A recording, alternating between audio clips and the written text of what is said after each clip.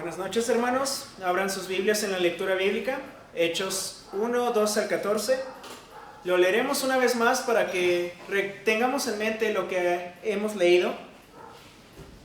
Hechos 1, 12 al 14. Y dice así: entonces volvieron a Jerusalén desde el monte que se llama el Olivar, el cual está cerca de Jerusalén, camino de un día de reposo. Y entrados subieron al aposento alto, donde moraba Pedro, Jacobo, Juan, Andrés, Felipe, Tomás, Bartolomé, Mateo, Jacobo hijo de Alfeo, Simón el celote y Judas hermano de Jacobo. Todos estos perseveraban unánimes en oración y ruego con las mujeres y con María, la madre de Jesús, y con sus hermanos. Palabra del Señor. Vamos a orar. Bendito Padre, Señor nuestro, te damos las gracias porque tú nos permites estar aquí. Gracias, mi Señor, porque nos permites tener un lugar donde congregarnos. Y te pido que nos ayudes a salir bendecidos, mi Señor. Habla con tu Santo Espíritu cada uno de nosotros y permítenos estar con bien. En el nombre de Cristo Jesús. Amén. Amén. El sermón de hoy no es solo un sermón. Esta sería una serie de 3 sermones que he estado elaborando y con mucha emoción, la verdad, durante mucho tiempo. Estos sermones abarcarían desde el versículo 12 hasta el versículo 24, tomando así como tema principal la elección de Matías. A mi punto de vista, hay muchas posturas acerca de esta elección, que sí fue escogido por Dios, que no fue escogido por Dios, que fue escogido por Pedro, que en realidad ni siquiera estaba ahí. En general, a mi punto de vista y mi postura personal es que Matías no era un apóstol. Usted siéntase libre de tener cualquier postura, pero yo le voy a presentar qué es lo que yo creo y por qué lo creo. Como dije en el sermón pasado, hay 3 requisitos para ser un apóstol, los cuales son ser judío, ser llamado por Cristo de manera audible y ser testigo de Cristo de manera ocular o verlo en vida. Matías no cumplía una de las más importantes, que era ser llamado por Cristo. Pudo haber estado ahí durante el inicio de su ministerio, pudo haber estado ahí viendo desde que Jesús fue bautizado hasta que fue recibido en el cielo, pero él no fue llamado por Cristo como los otros discípulos, como los otros apóstoles. Aún Pablo fue llamado por Cristo. Y nosotros sabemos que el apóstol Pablo fue el verdadero apóstol, escogido por el Espíritu Santo y por Dios, llamado por Cristo, escogido por Cristo, siendo testigo de Cristo y escuchándolo decir su nombre: Saulo, Saulo, ¿por qué me persigues? En el libro de Hechos vemos que Lucas nos narra la historia de los apóstoles, y este pasaje en especial es un pasaje que muchas veces no se estudia correctamente, y por esta cuestión salen aquellos que creen que Matías era un apóstol. Este sermón, como dije, es una subserie que está dividida en 3. Hoy veremos la primera parte, que abarca del versículo 12 al 14, empezando por los apóstoles regresando a Jerusalén. Y entrados subieron al aposento alto, donde moraban Pedro, Jacobo, Juan, Andrés, Felipe, Tomás, Bartolomé, Mateo, Jacobo hijo de Alfeo, Simón el celote y Judas hermano de Jacobo. Después de que Jesús ascendiera y de que fuera recibido por el Padre para sentarse a su diestra, Jesús les mandó a los discípulos muchas cosas. Estuvo por un lapso de 40 días con todos los discípulos, dándoles palabras de aliento, dándoles consuelo y mandamientos. Después de esto, después de que fue recibido en el cielo, unos ángeles llegaron a decirles otras palabras de aliento, a decirles que Jesús iba a regresar y iba a cumplir así su promesa que vemos en Juan 14 del 1 al 3. No se turbe vuestro corazón, creéis en Dios, creed también en mí. En la casa de mi Padre muchas moradas hay. Si así no fuera, yo os vendré y os tomaré, para que donde yo estoy, vosotros también estéis. Los discípulos, al recibir estas palabras de gozo, estas palabras de aliento, estas palabras que prendieron fuego en sus corazones, regresaron al aposento alto donde habían tenido la última cena con Jesús. Y este aposento alto llegó a ser un lugar especial para los apóstoles, siendo así, a mi punto de vista, la primera iglesia local en el libro de los Hechos. No pudieron llegar a ser iglesia universal porque todavía no estaba el Espíritu Santo como tal, pero era la primera iglesia donde se congregaban los discípulos de Cristo, estando ahí rogando porque viniera pronto el Espíritu Santo. Entonces ahí estaban congregados tanto los 11 discípulos como los demás que seguían a Cristo. Un ejemplo de ellos vendrían siendo las mujeres, y tal vez, suponiéndolo, estarían los que lo seguían en secreto, que vendrían siendo algunos de los fariseos, como Nicodemo y José de Arimatea.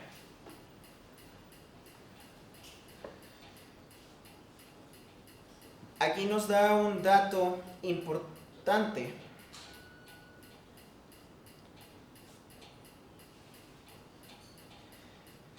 Los discípulos estaban en el monte que se llamaba de los Olivos, el cual estaba cerca de Jerusalén. Estaba a un día de reposo de camino. Un día de reposo vendría equivaliendo a 900 metros aproximadamente de Jerusalén. Estas leyes que se daban en el día de reposo fueron escritas desde el Éxodo, tomando en cuenta que Dios descansó el séptimo día de Génesis, diciéndoles que todos los judíos deberían trabajar durante 6 días y descansar el séptimo día. En Números 35:5 se nos dice cuál era la medida exacta que deberían tomar en un día de reposo, y hasta se nos revela por qué debería ser esa cantidad tan específica. Vayamos para allá, por favor. Números 35:5.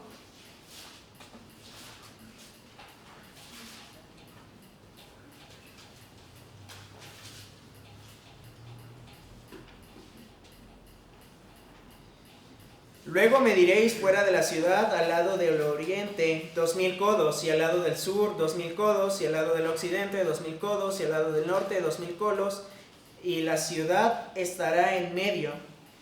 Esto tendrán los ejidos de las ciudades.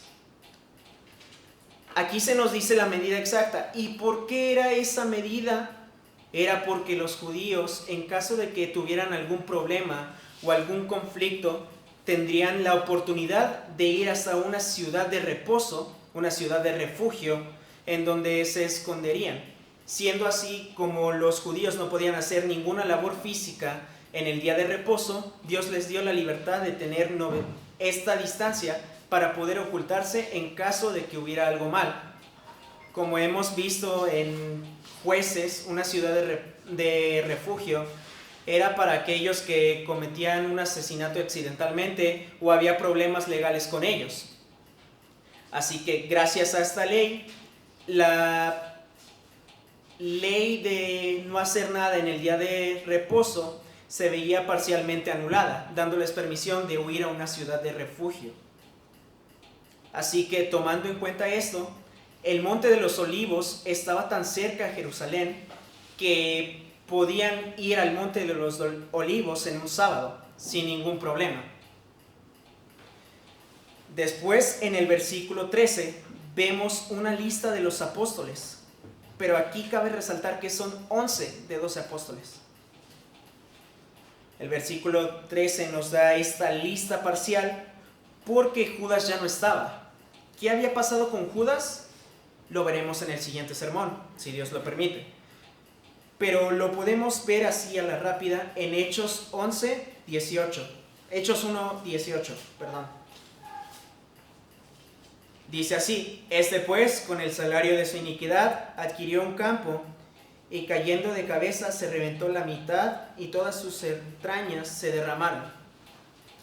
Esto no fue nada más ni nada menos que el castigo de Dios sobre Judas. Muchos piensan que Judas se suicidó. Yo esto mismo pensaba, pero no es así. Aquí se nos dice que Judas, arrepentido con los hombres, fue a intentar devolver el dinero, pero como no se lo recibieron, ya que era un dinero manchado, unas monedas de plata manchadas de sangre, él fue y compró un campo donde quiso encontrar paz para sí mismo, en donde él quiso acabar con su vida suicidándose, colgándose. Pero vino el juicio de Dios antes, impidiendo que él se suicidara o tomara su vida de sí mismo, haciendo que con lo que fuera que se estaba colgando se partiera antes de lo previsto, haciendo que él cayera de cabeza, terminando con su vida inmediatamente. Pero enfoquémonos más en el aposento alto en donde ellos estaban. Como ya había dicho, este fue el lugar donde se había tomado la última cena, donde Cristo había estado por última vez reunido con sus discípulos y donde les había dicho que no volvería a tomar del fruto de la vid o probar el fruto de la vid hasta que Él regresara y estuviera con sus discípulos. Este aposento alto llegó a ser, como ya dije, la primera iglesia local en el libro de los Hechos, o al menos esto creo, ya que ahí se nos ve que estaban reunidos orando y muchas de las veces se nos dice que estaban los discípulos de Cristo reunidos en el aposento alto.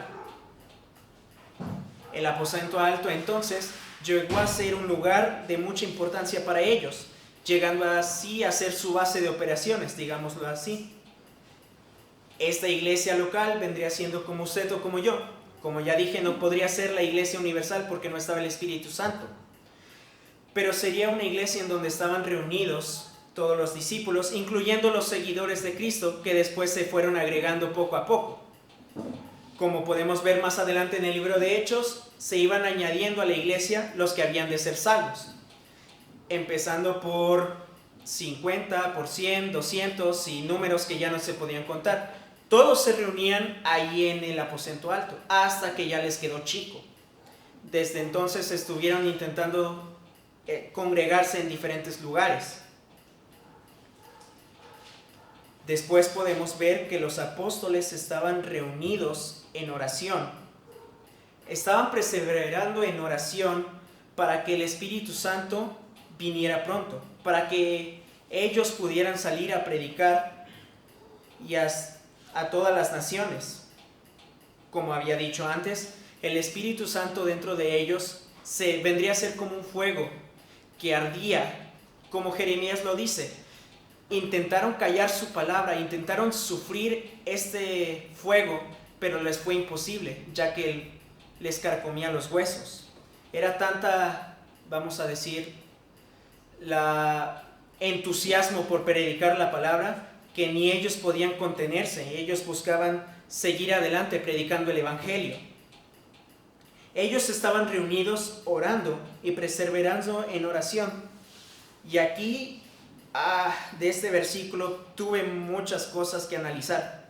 Entre ellas, que aquí se nos menciona que estaban los hermanos de Jesús. Como ustedes saben, al principio en los evangelios, los hermanos, medios hermanos de Jesús no creían en él.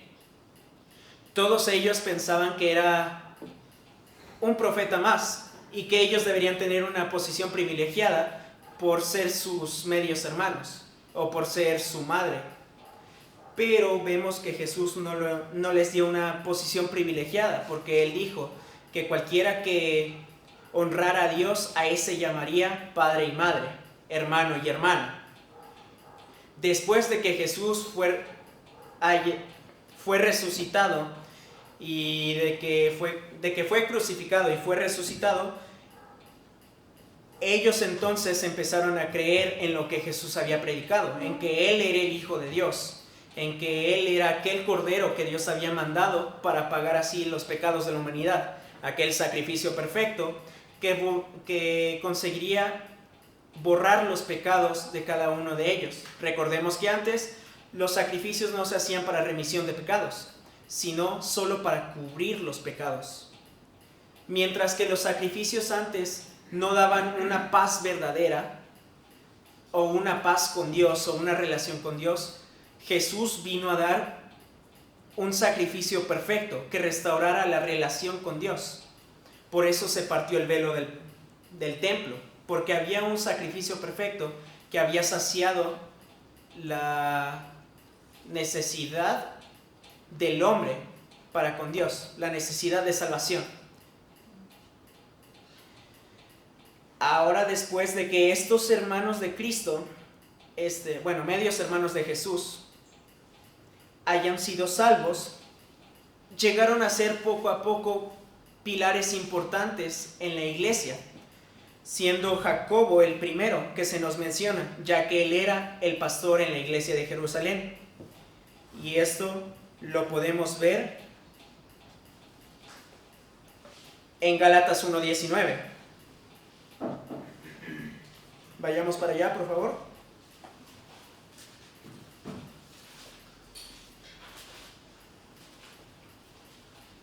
En Gálatas 1:19, Pablo nos dice: pero no vi a ningún otro de los apóstoles, sino a Jacobo, hermano del Señor. Él llegó a ser un pilar en la iglesia de Jerusalén, siendo así el pastor de la iglesia de Jerusalén. Mientras que los apóstoles estaban predicando el evangelio en distintas partes, Jacobo llegó a quedarse en Jerusalén para predicar el evangelio a los que estaban allí congregados. El otro hermano de Cristo, de Jesús, que había sido un pilar importante, fue Judas, del cual tenemos un libro en la Biblia. Y esto lo podemos ver en Judas 1:1. Dice: Judas, siervo de Jesucristo, hermano de Jacobo, llamado a los llamados, santificados en Dios el Padre y guardados en Jesucristo. Algo muy importante de Judas fue que él no quiso ser alguien especial por haber sido medio hermano de Cristo. No se creyó más, ni llegó con los apóstoles diciendo yo soy mejor porque soy medio hermano de Cristo. Así que los lazos familiares no importan de nada en la iglesia, sino que él prefirió hacerse menor a todos diciendo: yo soy esclavo de Cristo, yo soy siervo de Jesús. Algo muy importante también que vi en Hechos 1:14 fue que es la última mención de María, la madre de Jesús, en la Biblia. De ahí en más ya no se vuelve a mencionar en ningún libro de la Biblia,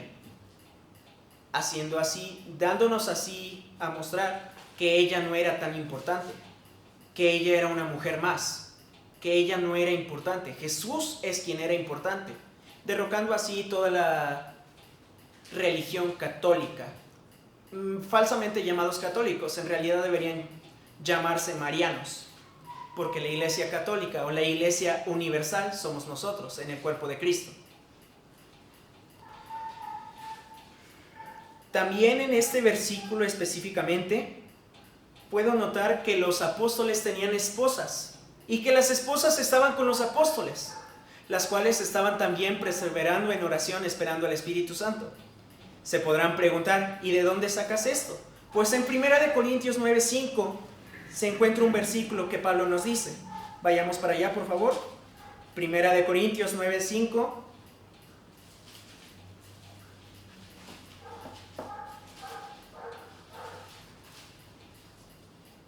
Dice así: no tenemos derecho de traer con nosotros una hermana por mujer o por esposa, como también los otros apóstoles y los hermanos del Señor y Cefas.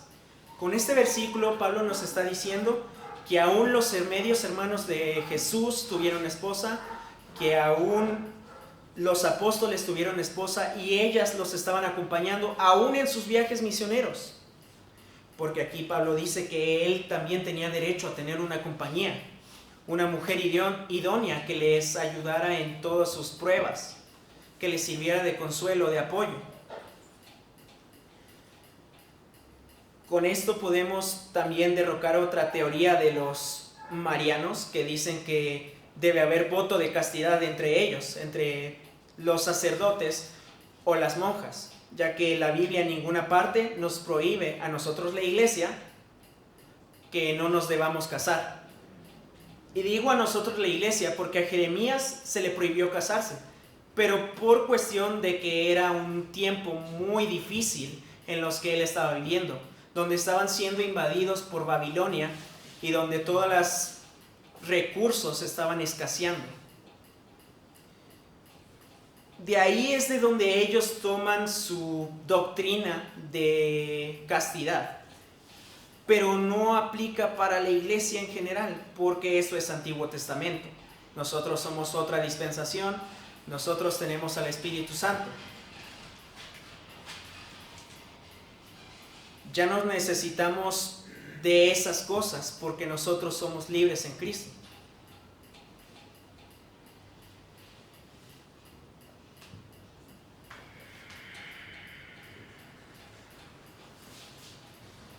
Los discípulos, después de haber sido animados por Jesús, por los ángeles, y después de haber visto todo lo que Jesús hizo después de haber estado con ellos estos 40 días, estaban impacientes porque el Espíritu Santo llegara. Tanto fue su impaciencia que Pedro, al sentirse, vamos a decirlo, ocioso, al sentir que no estaba haciendo nada, quiso levantarse al tomar la parte que le correspondía al Espíritu Santo, siendo así el guía de los apóstoles, o la cabeza de los apóstoles, tomando así el título del primer pastor, vamos a decir, según dicen los católicos, aunque el primer pastor de la iglesia. Pero solo fue un líder. Hubo más líderes al mismo tiempo, como podemos ver que era Jacobo. Pedro, en su arranque de impulsión, vamos a decirlo así, intentó tomar el papel del Espíritu Santo, tomando una decisión que no le correspondía, intentando llegar a sustituir a Judas, que cayó por transgresión. Esta acción no estaba guiada por el Espíritu Santo, ni Dios la había pedido, ya que, como podemos ver capítulos más adelante, Dios tenía un plan, que era sustituir a su tiempo a Judas con Pablo. Pero veremos estos detalles más adelante, en los próximos sermones que tengo preparados. Por lo pronto, terminaremos este sermón por hoy. Vamos a orar. Bendito Padre, Señor nuestro, te damos las gracias porque nos permites ver este sermón, y Señor, gracias por tu gran amor para con nosotros y porque nosotros tenemos al Espíritu Santo. Te pido que tú nos ayudes a ser guiados por Él y a no tomar decisiones impulsivas, mi Señor, sino ser guiados por ti. En el nombre de Cristo Jesús. Amén.